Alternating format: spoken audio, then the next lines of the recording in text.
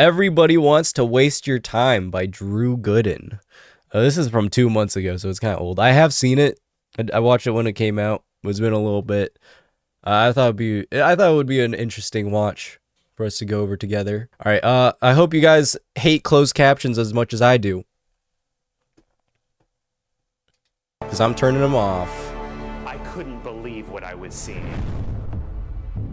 I walked into the room and I said, "This cannot be happening right now." Is that kind of loud? Even for me, it's kind of loud. This is not the kind of thing that normally happens in this town.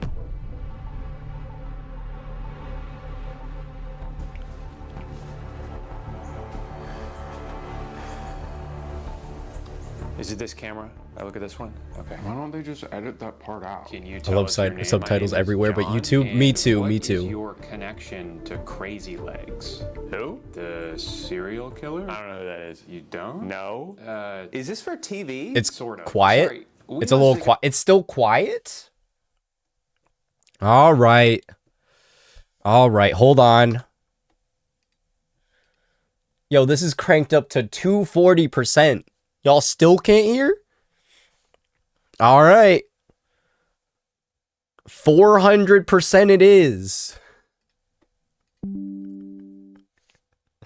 Yeah, I'm a little scared for me. Hold on.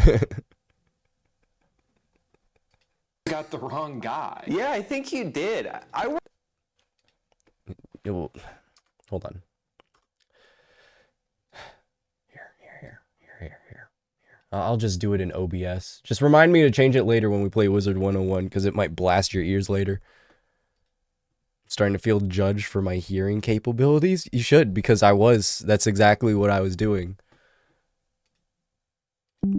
I was judging quite harshly.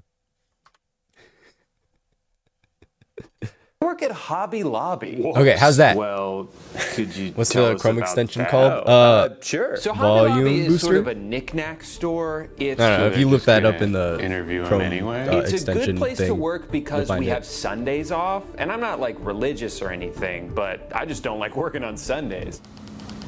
No, it didn't hurt. Wait, was he turning the volume up? Working on Sundays. Oh, no, he was just... No, it didn't hurt. He was just scrolling through. I thought he was just turning wanted the to go to a volume up. I was about to dermatologist be make like, sure how it wasn't anything ironic. serious. But then I found out that if you bundle it with your home insurance, it's actually a little bit cheaper. How long is this? You know what's funny? I never understood the roadwork vine. People would quote it His to me. sandwich is The gone. whole Do episode? you guys want to hear about the time I got my tonsils out? Oh my God, I'm done. This is so stupid. The year 2005. My throat ravaged with strep. Hey guy, does anyone I don't watch a lot of like Netflix or anything anymore, just because it is so hard to find good shows.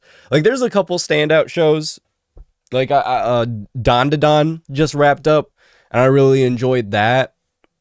It's like I can't just scroll through Netflix and just pick a random show anymore, expecting it to be even remotely good, just because there's such an abundance of shows and movies on there. And like there's so many of them that, you know, they hook you in, but just such a waste of time.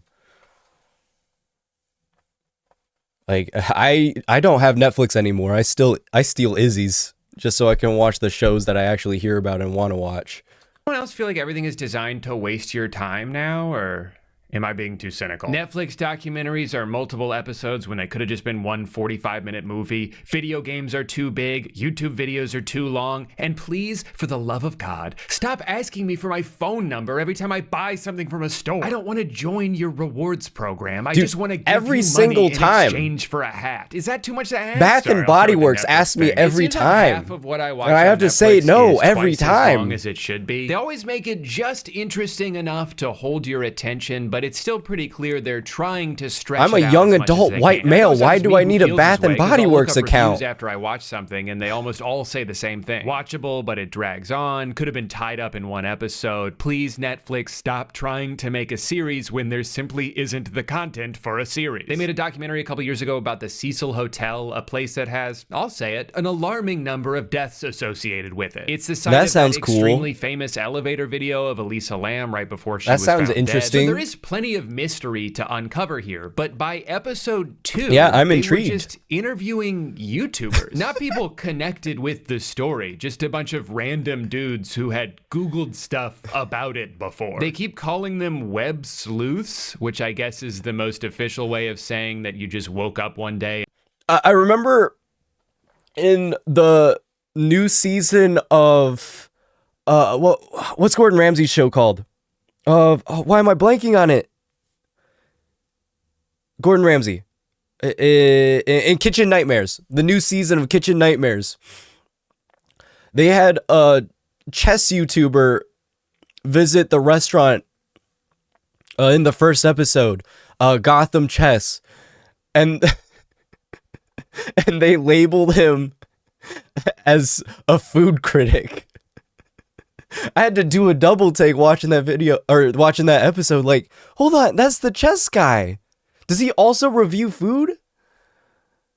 Like, I love Gordon Ramsay. I love Kitchen Nightmares, but even he's just kind of like pulling shit out of his ass to make it work. At least his people make a good show. Netflix is just handing out shows to anyone. And decided that you are a detective? Well, since no one else has been able to crack this case, I guess it's up to me. Generally, one of the big things that separates a professionally made documentary from just any average YouTube video is the access they have to the subject matter. Anyone can throw together a video where they summarize a Wikipedia page, but the most memorable and revealing documentaries are ones where we hear the perspective of the people involved. I watched one on Hulu recently called The Contestant, and not only is this an absolutely insane story, but you get to hear it from this is the insane. point of view of the guy it happened to. You also get to hear from the villain of this story, who is such a monster. I can't believe. Do you guys he want me to agreed explain be a what the part of this. contestant It's about fascinating is to about? See how proud he is of himself. Like, yeah, I tormented this guy and ruined his life, but you gotta admit, it made for a pretty cool show. But this is It kinda was the a pretty cool expectation show. when you turn on a documentary, that you're gonna But hear very the story gross. from the people involved in the story. So when you put on an official Netflix docuseries on a streaming service that costs money to use, and most of it is just regular people offering their 2 cents on the same blurry video everyone else has watched, it kind of feels like a huge waste of time. It's so aggressively time wasting that I can't help but feel like that was the goal. Like, all right, we have everything we need to tell this story. We have other guests who are staying at the hotel. We have the manager of the hotel at the time. We have the maintenance worker who discovered her body. And in between interviewing them, we're also going to hear from someone whose only credential is having internet access. I am a co-founder of the Elisa Lam discussion group on Facebook. No, he wasn't there when it happened, but he has listened to a lot of podcasts about this, so we should probably hear him out. More recently, they made a docuseries about Ashley Madison. Why even a include website him whose then? mere existence is fascinating. You already have let alone people all to the interview. fallout from their massive data leak that exposed a bunch of celebrities and politicians. There is absolutely a story worth telling here, and some of it was very interesting. But again, pointless interviews, backstory that's unnecessarily detailed. There's such a clear amount of filler put into these documentaries. It felt like half the runtime of the last 2 episodes was just trying to make us feel bad for this YouTube vlogging couple, which, I'm sorry, was never going to happen. In fact, I would say the best thing to come out of this was that it forced them to take a short break from exploiting their children's medical issues for AdSense revenue because they were too busy making 17 videos about how they were going to be on Netflix. Now, I would Jesus. guess, like with a lot of their scripted content, the shadowy Netflix overlords are more responsible for a lot of these decisions than the talented people who work on these. I don't think almost every single documentary is 3 60-minute episodes because that's always how much story there is to tell. I think that's the mandated runtime that their bosses give to them. So even when they end up with footage that doesn't add anything to the show, they kind of just have to leave it in anyway to pad the length. There's a series. Why not just make episodes as long as they need to be? I think HBO has been doing a little more of that. Like if you go to like House of Dragon or any of their HBO original shows, the episode lengths vary kind of wildly. Like you'll get a episode that's 50 minutes, you'll get a 60-minute episode the next time, you'll get an hour and a half episode maybe for the finale. Like I feel like we're at this point where we don't need to have these arbitrary rules for runtime, for episode runtimes. I mean, maybe if you want to keep it consistent throughout the show, sure, but you don't have to pad it all out to 60 minutes. Each one doesn't have to be a movie length, maybe 30-minute episodes. Or how about just do as much as each section requires. It's not like back in the day where we had TV and we had specific time slots to fill, where each episode did have to be a specific length of time so that they could plan out the ads to play in between the episodes and in the ad breaks. That's non-existent anymore. So there's no reason to make people make episodes 60 minutes when they don't have to be. Series I did a couple years ago with Chris and Bell called The Woman in the House Across the Street from the Girl in the Window. As you can probably guess from the title, this was a parody of Lifetime murder mysteries. And it was a pretty funny show. I enjoyed it. But the whole time I was watching this, I just kept thinking, this should have been a movie. Why is this 8 episodes? Is it because they knew it would take me 4 days to finish instead of getting through it all in one night, therefore extending my subscription just long enough for them to make a little bit more money for me? Now that I hear that out loud, I'm pretty sure it's that. At this point, I just assume most of Netflix's decisions are made by an algorithm that prioritizes keeping people subscribed as long as possible and has figured out the best way to mathematically do that, even if it lessens the overall user experience. I think overall Netflix is trying to do too many things at once. They want to make good shows, but they also want to make a lot of shows. And they want the shows to be longer than they need to be, but not they need to put out like 100 shows and and movies every month. It's absurd. Not too quickly, otherwise the people who are looking down at their phones the entire time might get confused. She'd heard from so many showrunners who are given notes by the streaming channels that they say, this isn't second screen enough. The viewer is expected to be on their phone, kind of half doing something else while your crime drama or whatever is playing. And you just can't make it as complicated as you have because they're not going to understand it because they're only going to be half concentrating on your show. When you hear stuff like that, it's actually not that surprising how often shows like Avatar would repeat you make a good the same show that they are invested they just in told you and they won't be on their phone. You're not supposed to pay attention when you watch Netflix. You're just supposed to put it on in the background so you have something to listen to while you make dinner. But like if you're designing your maybe for some so shows, but not every show needs to half paying attention to it, be something to play in the background. Time devoting all of my attention to it. On the topic of things that are getting too long, what's going on with YouTube videos?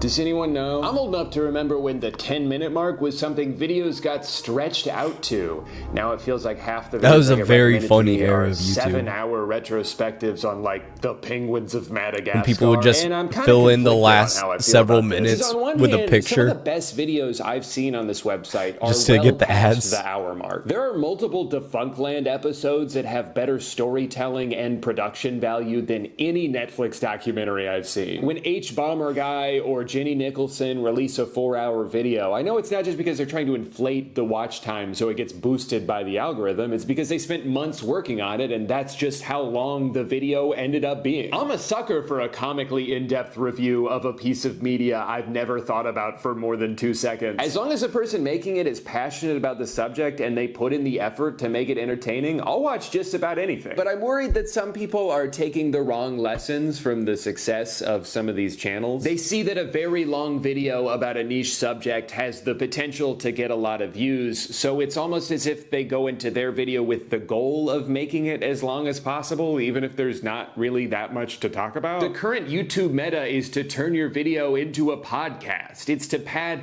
the absolute shit out of the runtime because that's what the algorithm likes. And to be clear, I don't really blame these people for doing this, especially smaller channels who are just trying to make their videos stand out before they drown in the bottomless ocean of content. But it's just frustrating from the audience perspective that the system is rewarding unedited yapping. If I just vomit out every word that remotely pertains to the topic at hand with no thought into brevity, no consideration of the viewer's time, it's actually more likely that YouTube will push my video out to those people whose time I'm not valuing. The algorithm is teaching me that I shouldn't cut things out of my video if they feel superfluous or unnecessary or repetitive or like I'm just saying the same thing over and over again but in slightly different ways. They'd prefer if I stretched out every video as long as I could, but if that's all I'm doing, what message am I sending to the audience I'm trying to cultivate? That their time is just something for me to leverage so I can get more views? That's a little shitty. And money. The worst thing is when they start doing an ad read Don't forget at the beginning money. of a video that, quite frankly, I'm not even sure I'm interested in yet. You haven't even hooked me, and you're already trying to sell me a water bottle that smells bad? Brother, if I wanted to be advertised to, That's I just would bad fly to marketing. New York City You put it in and the spin middle of the around in video so Times that they're Square. already I invested. didn't click on this video to learn about the deodorant that changed your life.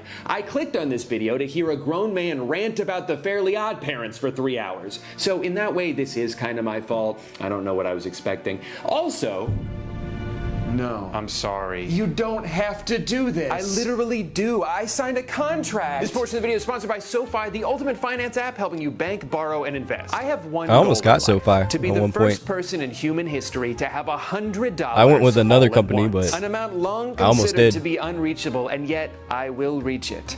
And even though I'm only about 3% of the way there, I'm not giving up. Because with SoFi's high yield checking and savings account, I can earn up to 4.5% APY on my savings pretty with good. direct deposit, which is 10 times the national average savings rate. High yield savings accounts that's are a up there. great way to make your money work harder for you, so you That might don't be have more to than work what I harder get. for your money. Your typical savings account with direct deposit at your local bank earns you just 0.46% interest, and that's not enough for me. True, I have that's a what I world get from record my to break, regular but with the SoFi savings high yield account. savings account with direct deposit, in just 5 weeks, the money in my savings account is earning more than it would in an entire year in a big bank savings account. With SoFi checking and Wow. savings, you also get paid up to 2 days early, pay no account fees, and you can cash in on up to $300 when you sign up with direct deposit. But here's the best part. SoFi and I are teaming up to give away $10,000.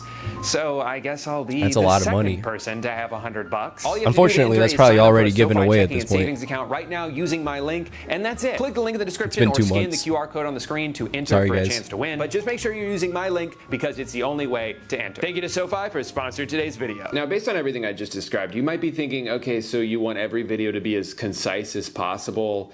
You mean like Mr. Beast? No. That's not what I'm saying. That is on the entire other end of the spectrum. There are videos that go on so long that large portions of them become nothing more than background noise. And then there's the most hyperactive, fever dream editing, nonstop cacophony of colors and sounds meant to overstimulate the 8-year-old boys watching on their iPad. And then there's a lot of space in between. This is something I've always been conflicted on with editing my videos is how to find that middle ground of, okay, we have to modernize our editing style to keep up with the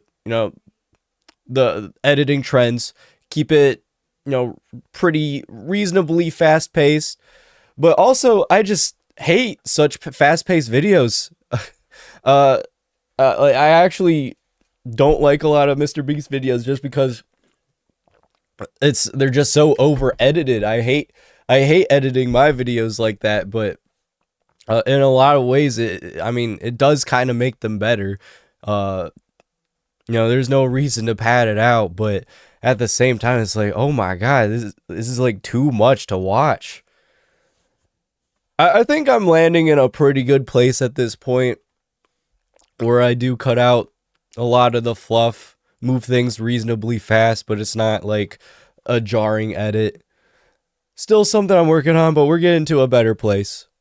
But I guess because of all that space, it's weird to me how many videos end up on either extreme. It'll either be like, I just trapped my friend in an elevator for 72 hours without any food or water, but none of that even mattered because they ran out of air and suffocated before they even got hungry. Or it'll be like, I'd watch but it. before I can talk about season 2 of How I Met Your Mother, we need to go back to the beginning. The first camera was invented in 18... I'm just asking that we meet somewhere in the middle, that's all. Also, to be clear, Mr. Beast and all of the channels copying him have never made their videos that way because they value people's time. They're just trying to keep their retention rate as high as possible. It's just a different metric they're prioritizing. If Jimmy cared about his audience at all, he wouldn't sign off on doing this unbelievably deceptive bullshit where during mid-roll ads, they put this progress bar on the bottom that starts off really fucking fast. It makes it seem like, oh, this will be done in a few seconds. I don't need to skip this. And then once people have done the math in their head and decided they're just going to see it through to the end, the progress bar mysteriously slows down.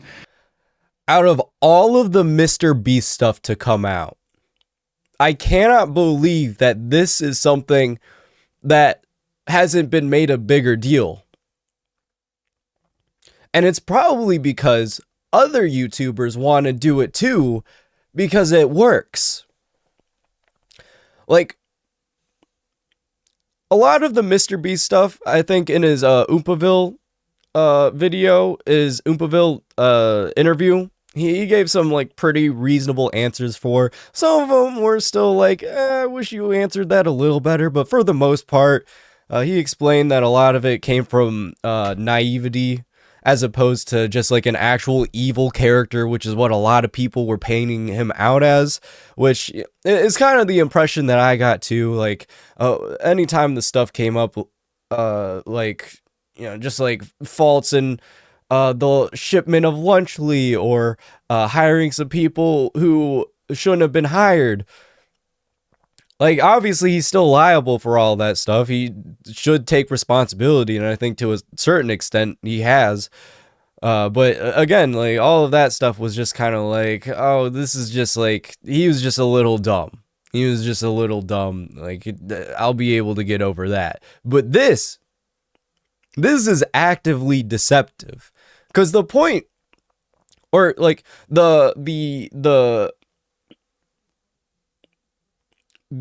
understanding is that the progress bar down there is that it's moving at a consistent rate so that you know how long the ad read is going to be. But then here's Mr. Beast's editing team coming in and putting in all the markers to make it slow down over time to get you to keep watching it because you think it's going a lot faster than it actually is. And I just think that's so gross.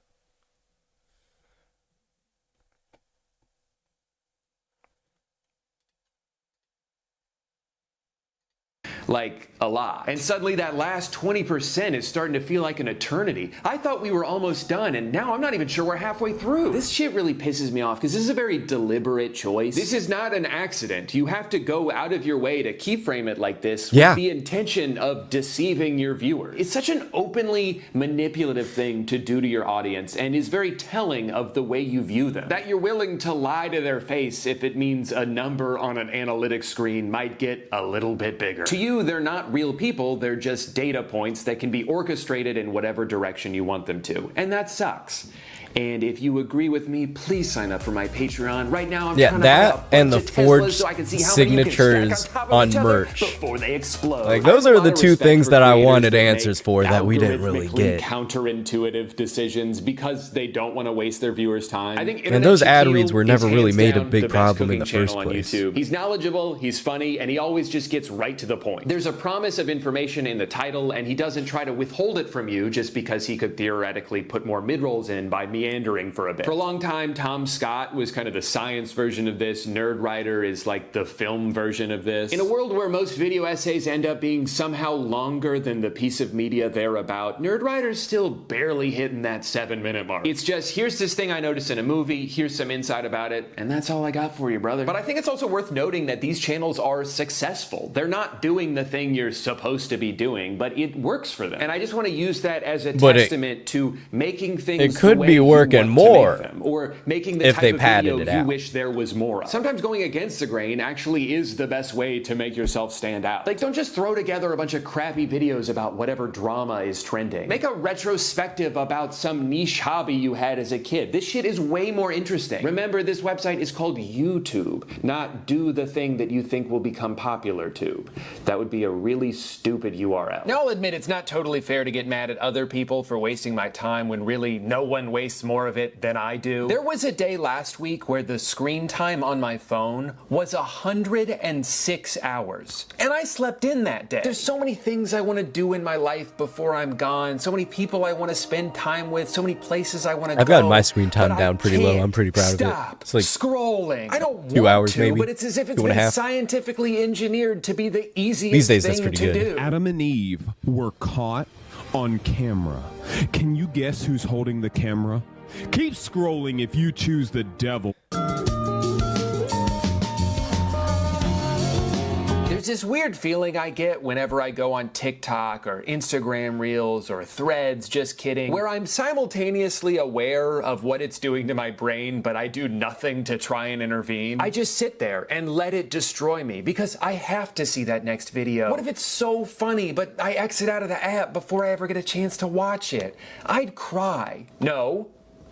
I'd kill myself. And it's almost as if that feeling is intentional. They've made it so the distance between you and a chance at dopamine is just one small swipe away. I'd almost say it's malicious, but I know that's not true because a billion-dollar company would never do that. Billionaires care Never. about your well-being. That's how they made so much money in the Of first course. place. Twitter, Instagram, Facebook. That's why they never healthcare is so big right now. intentionally show us things to make us upset because studies show that people spend more time on a platform if they're seeing something that makes them angry. They wouldn't do that. Because that's not nice. This is what most of my timeline is whenever I scroll through Twitter. It's the most blatantly obvious engagement bait that has weaseled its way into being prioritized because it's successfully baited engagement. It's arguments about body counts and whether Nickelodeon shows were good or not. And it works on me. It has the intended effect when I see it. I was scrolling one day and I saw someone say, iCarly, Victorious, He's Zoe getting got by 101. those And at body first I count just went for a few videos. seconds because I wasn't sure what they meant by this. And then I realized Sorry. they were saying the first two are good, LeBron James, and the third is sort of an imposter that doesn't belong. And I, in my head, got defensive. I was like, what are you talking about? Zoe 101 was good. It was certainly better than Victorious. How does this have so many likes? What's wrong with Zoe 101? And then I exited out of Twitter and sat in silence for a few seconds as I pondered what just happened. How I got upset that someone I don't know said a show from 20 years ago that I kind of liked isn't as good as a different show that I barely His watched. camera's been Why out of is this focus how like I'm this spending entire my video. time? In this moment, I could have been doing anything else, and yet I chose to introduce this argument into my head? That can't be good long term, right? Like, we can all agree that's probably not great for my brain. If you're like me and you've been struggling with the endless scroll, I do have a recommendation. I found this by accident while I was doing a video a couple years ago about dopamine fast. It's called Screen Zen, and it's free. I have it set up so it only gives me a few minutes at a time on each of the most poisonous apps that I hate but am addicted to. So you can still pop in for a sec and get the feeling of being up to date, but then it'll grab you by the shoulders and yank you out before you get too sucked into the void. Yeah, still but then get you just a little hit bit sucked, unlock but and not go all. right But back in. Of course, I saved the most important issue for last. Video games are too big now, and I'm tired of pretending like they're not. When I was a kid, the Everything's idea an of open open world. game blew Every my mind. single Up until one. a certain point, everything was very linear, very insulated. You load into an area, you do what you have to do there, and then you move on to the next place. But this idea that you could go anywhere in any order, what could be more immersive than a world that you could essentially live in? And boy, did I want to live in any other world than the one in which I played clarinet and got bullied by someone who also played clarinet. You're not better than me. We're the same. To me, open world games felt Unless like he's the really good at the culmination of clarinet. every technological milestone. It felt like the future of gaming. And then over time, it became the standard. It became what every game had to be. And then all of a sudden, it seemed like the goal shifted from making the best game to making the biggest game. I guess because it's easier to market something based on scale than to just come out and say, hey, the story's really good in this one. one, trust me. I started to get overwhelmed by games because of the seemingly endless list of tasks I needed to complete, the chores that I needed to do. And to be clear, I'm not talking about games like Crime Scene Cleaner. That's a great game, okay? I don't mind chores when the game is chores. I'll play Power Wash Simulator all day. I played unpacking shortly after moving into this house, and I hadn't finished unpacking in real life yet. My wife was not happy about that. What I'm specifically referring to is when games feel artificially padded with repetitive side quests. When there's like 7 different activities to do, but you just end up doing each of them 100 times. And as someone who goes into games with a complete... And there is a lot of this in games now, but I feel like companies are finally starting to get a lot of pushback for it. I think specifically after Star Wars Outlaws, you know, that game was like in concept, on paper, it sounds cool, but it just ended up being another typical Ubisoft open world game that's padded out with a bunch of unnecessary side quests, and it's overall just like kind of clunk. Starfield is another example. In fact, that's probably the real first example where you have all these worlds, but they're so empty and there's nothing to do, and the shipbuilding's really cool, but then you take the ship to go places and there's nothing to do, and there's a cutscene between every single jump you make. It's like yeah, this is definitely a problem. I'm glad he's pointing it out, but I do think we're heading in a positive direction where players are actually giving feedback to the companies, both in critiques and financially, just not buying the game. So the way games have been flopping recently it's been absolutely massive. And in a lot of ways, I'm kind of glad to see it, because it's finally showing companies to just make a smaller, better game. Thank you for coming to my TED Talk. completionist mindset, this is the quickest way Back to to make Drew me give Gooden. up. Because I'll try to collect every item and go into every corner for like 20% of the story, until one day I just stop opening the game altogether, relieved by the massive weight now off my shoulders. I think there's a big reason why Elden Ring had such a big impact on me and so many other people. Yes, you're in this staggeringly large open world littered with places to go and things to kill, but it's not in the form of just a bunch of exclamation points on your minimap. Almost everything you do in this game is motivated by, oh, that looks cool, I want to go over there. It's a feeling you should have while playing an open world. Yeah, it's not game. necessarily a It's that sense problem of with wonder every that game has being mostly been open lost world. by It's all more these just cookie cutter taskathons. Also, the more bloated a game is with content, the more narrative bad dissonance there games ends up are being, also which of course only open matters world. as much as you let it. But it's still really funny sometimes when the main quest line of a game is trying to instill this sense of urgency, but at any given moment you can just go fuck around for 15 straight hours. We've only got until midnight tonight to rescue my uncle, or they're gonna execute him. Hey, do you think there's anything cool in this cave over here? A compromise that works great for my brain is a semi-open world, like the two most recent God of War games. I like when there's enough optional side exploration that it still scratches that itch for me, without it ever feeling like I'm missing out on this overwhelming amount of content by just wanting to streamline the story for a bit. I think it's okay for a game to be modest in scope. Just because the technology exists to procedurally generate 1,000 and that's different why I think planets indie games have doesn't been mean popping we off have lately to is do that. Sometimes I wonder they are if the more modest in technical scope, but limitations from what's there is previous really good. generations actually made games better. I mean, it certainly made The them people more behind the projects are contained. It actually made them more passionate about approachable. making I them. love going back and playing older games that only take a few hours to finish. I want to be able to complete things. I want to have a full experience in a reasonable amount of time. I'm tired of not getting any closure from games because they make it so tedious and long-winded to get to that point. And that's assuming the game even works when you first buy it, which chances are it won't. It's become so normalized for games to be unfinished and littered with bugs on release that it's actually surprising when a game comes out and works the way it's supposed to. Yeah. A lot of even really good games aren't worth buying for like 2 full years. Cyberpunk, fantastic game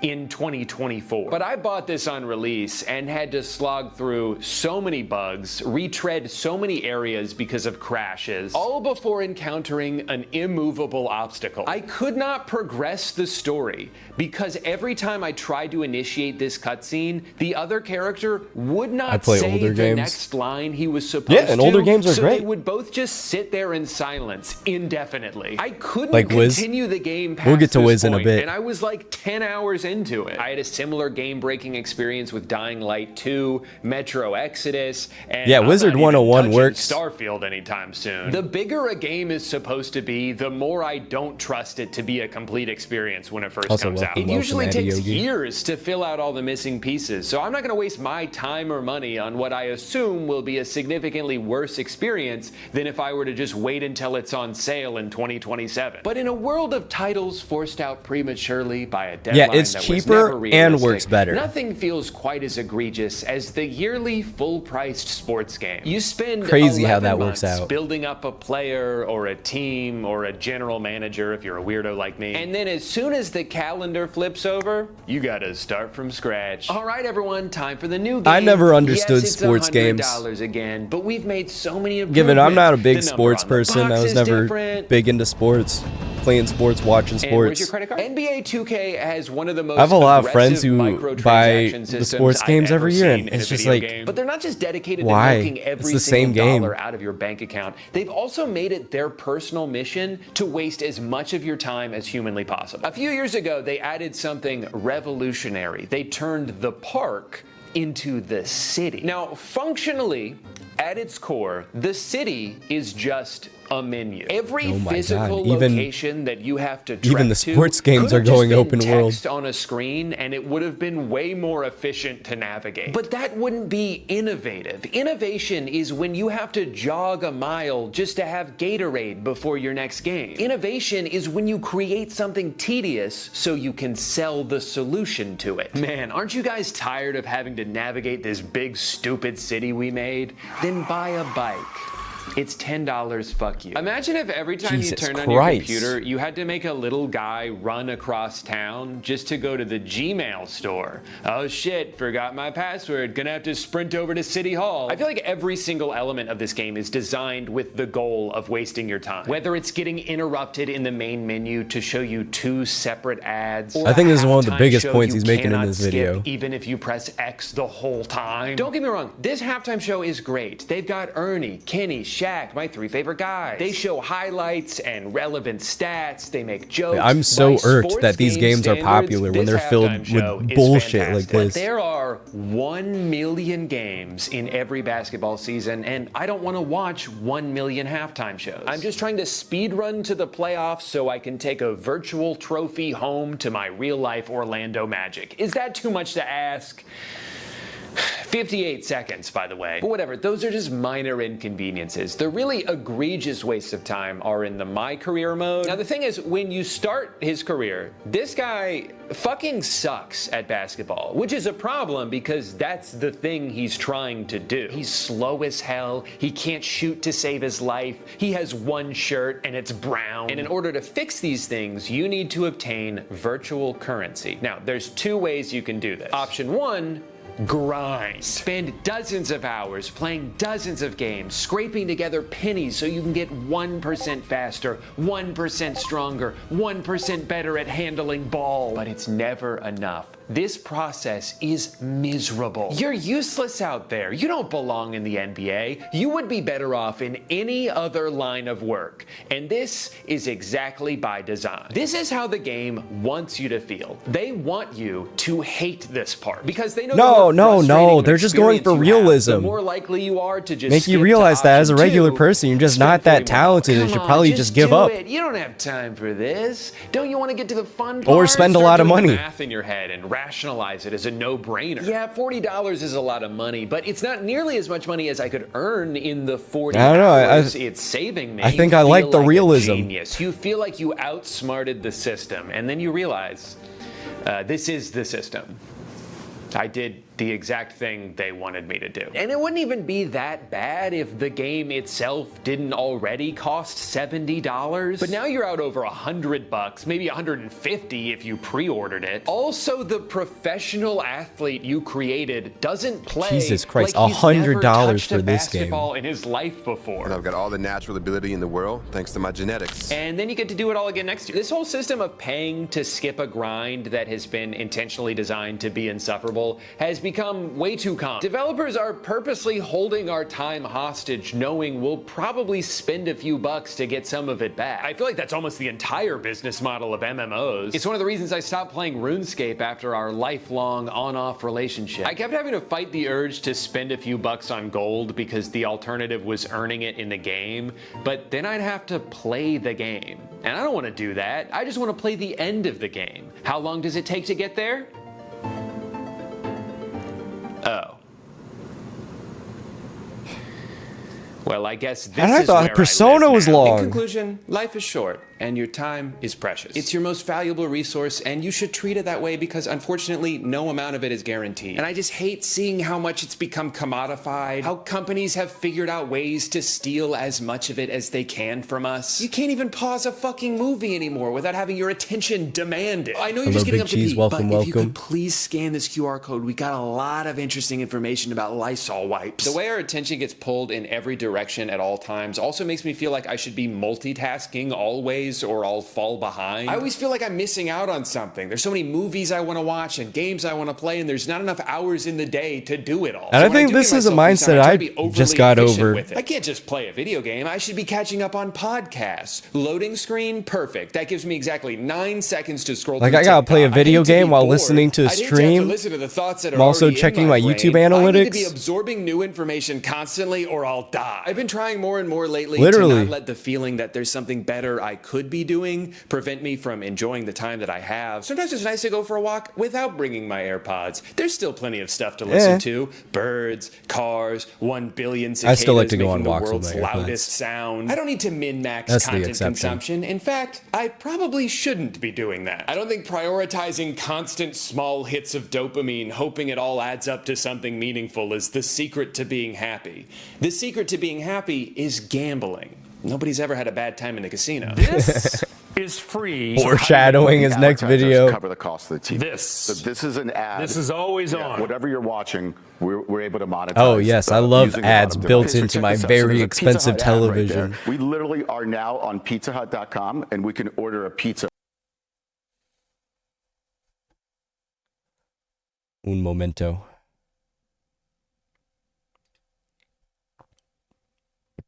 Got someone to ban real quick.